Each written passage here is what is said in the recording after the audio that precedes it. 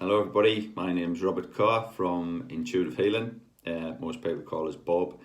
I'm just making a video today to kind of explain in layman's terms how energy healing works so that everybody can understand it. We are a very, very complicated machine, us human beings. Very complicated. First and foremost, we consist of 4 bodies. One, which is physical, which is obvious, our meat taxi, as I sometimes call it. But superimposed on that and occupying the same space, we have 3 energy or spirit bodies. We have a mental, a spiritual, and an emotional. Generally speaking, those 3 energy bodies should be enmeshed with your physical. And you should look a bit like that. Sometimes a spirit body can blur, and sometimes a spirit body can peel away. There's various things that can cause that to happen. Your emotional body can peel away if you lose a loved one, if you go through a divorce, if someone dies. A mental spirit body can peel away if you kind of put a lot of store in exams, fail a degree, that sort of thing. Your spiritual body can blur or peel away if you feel like you're living an aimless life and you're not doing what you should be doing. So there's lots of things that can cause that. The 3 energy bodies impose their will on top of your physical body at a 3-to-1 ratio. So if you are mentally, spiritually or emotionally ill or out of sorts, it reflects in your physical. One way of kind of describing that is if somebody's wife dies and they say, oh bless him, he's beside himself. And that's not just a figure of speech, that can actually happen.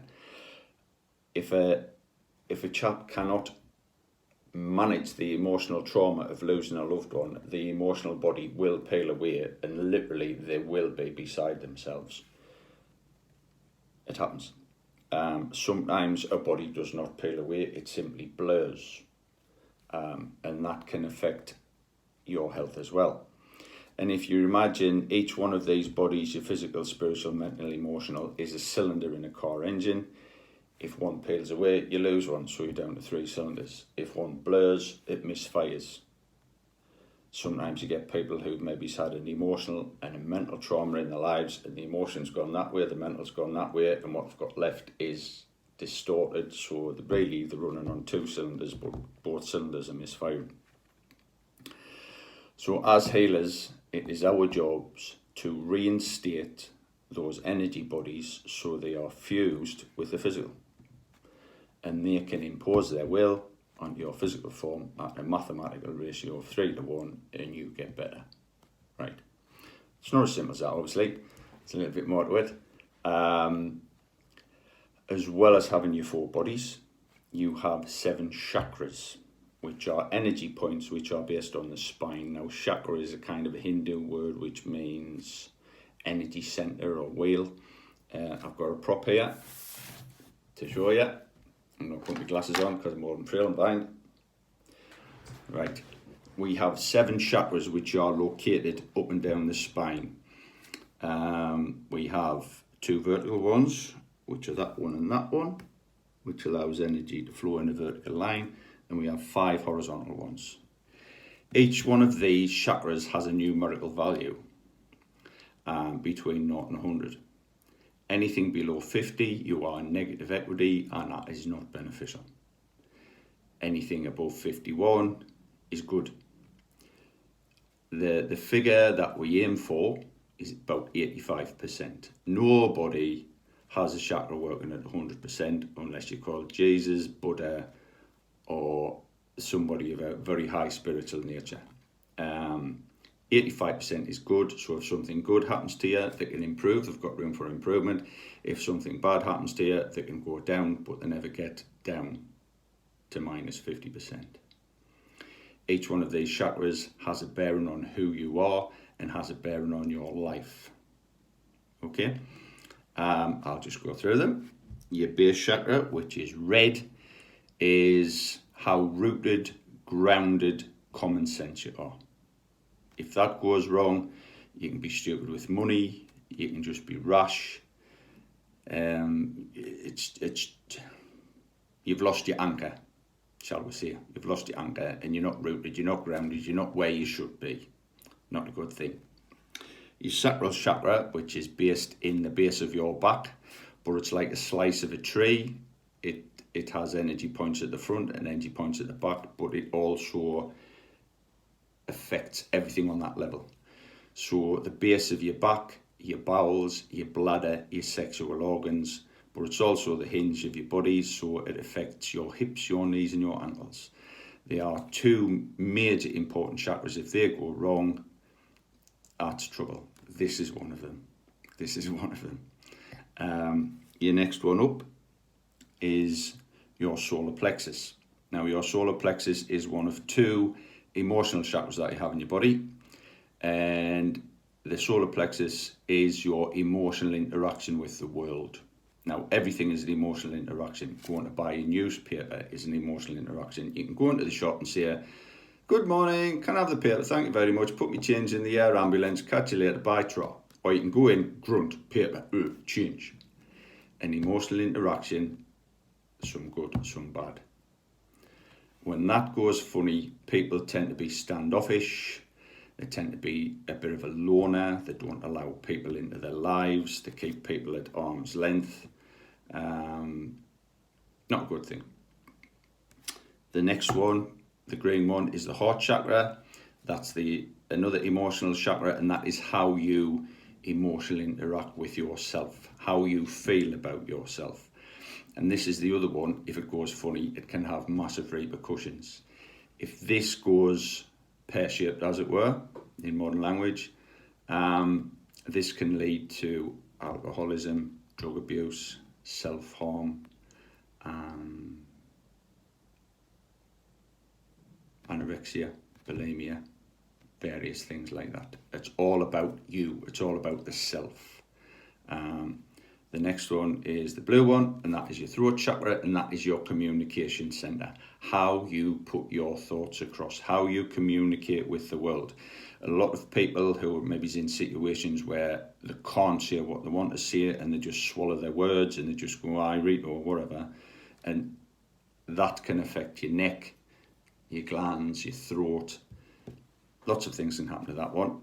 Your next one is your third eye. That is your perception. That is how you assimilate information from the world. If you imagine when a dog's been at the vet's and it's got a cone on its head so it can't scratch, there should be a nice wide cone coming out of your forehead, and sometimes that can narrow it down because that what's not working properly. So what you see and perceive is not the real world.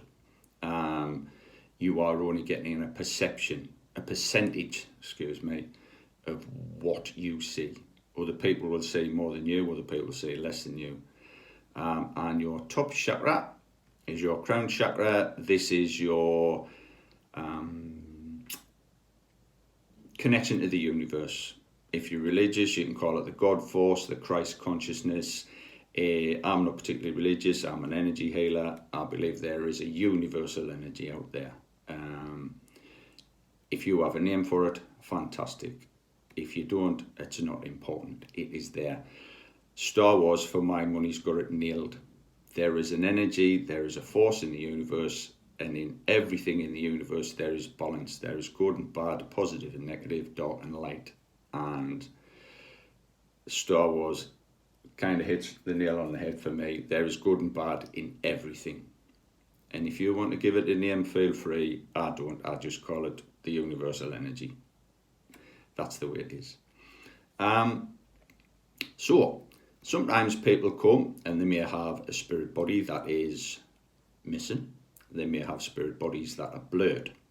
So first and foremost, our job as healers is to reinstate those spirit bodies and to address every single chakra that person has and try and improve them. Obviously, if the energy isn't flowing horizontally, then the energy can't flow vertically, right? When we heal people, I say we because it's me and my spirit guides or my assistants, my helpers. Doesn't really matter what you want to call them. I just call them my guides. they help me to transmit energy through the palms of my hands, and I put my hands on various parts of people's bodies when they're lying having healing, and touch every single chakra. I also touch the major joints such as the shoulders, the elbows, the wrists, the hips, the knees, the ankles. And as those chakras improve and energy flows, then you get a flow of energy that does that. A bit like a bar magnet when you're at school and you sprinkle iron filings around it and you get a lovely energy pattern. Same energy pattern that the planet Earth has. When your chakras are working nicely, that energy pattern gives you an aura or an energy field. Now, your aura or energy field is your mental, physical, spiritual and emotional armour, your protection. Some people have a massive aura, and you can see sometimes when they walk into a room that they light the room up. They just have like an energy about them. But like in all things mystical, you have positive and negative. Sometimes you have people walking into a room and they have presence. They just exude presence, but you can't really put a finger on it, but that's because they have a high negative energy. I'm not saying this is a good thing, I'm not saying this is a bad thing. The universe is in balance. We are positive and negative in equal measure, and that's just the way it is. So the job of a healer, we put you back into balance. We put you into a position where you can go away and heal yourself, your spirit bodies or your energy bodies, or back in sync with your physical. Your chakras are all working to a better standard above the minimum 50% requirement, which allows energy to flow, which allows your aura to replenish itself and to develop and to do its job, and then you toddle off into the universe and you don't need us. So healers, we are catalysts, we are helpers, we just give you the tools to build your own life and to move forward and heal yourself. I'm just looking over it because I've got my little script, just in case you think. There's a lot of discussion about where the energy comes from. How would you describe it? There's a few things in quantum physics that can help to explain energy healing. It has been known as spiritual healing, it has been known as faith healing. I think in the olden days it was given the term faith healing because everybody assumed it was coming from God, and that's just the way it was. But the more science is advancing and the more we understand in quantum physics and mathematics, it's kind of explainable in other ways. There are lots and lots of books out there with lots and lots of opinions. I'll leave that for you to decide. It just works. Simple as that.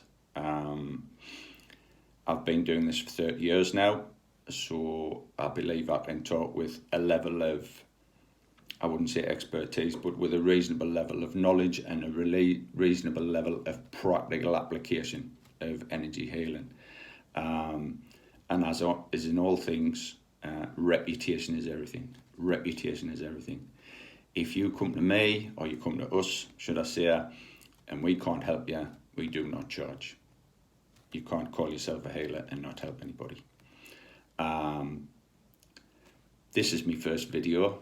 I'm hopefully going to do a few more explaining various aspects of my skill set and what you can expect from me. But I hope you like it. I hope it's educational. Feel free to share it if you want. Thanks for watching. Catch you later. Bye.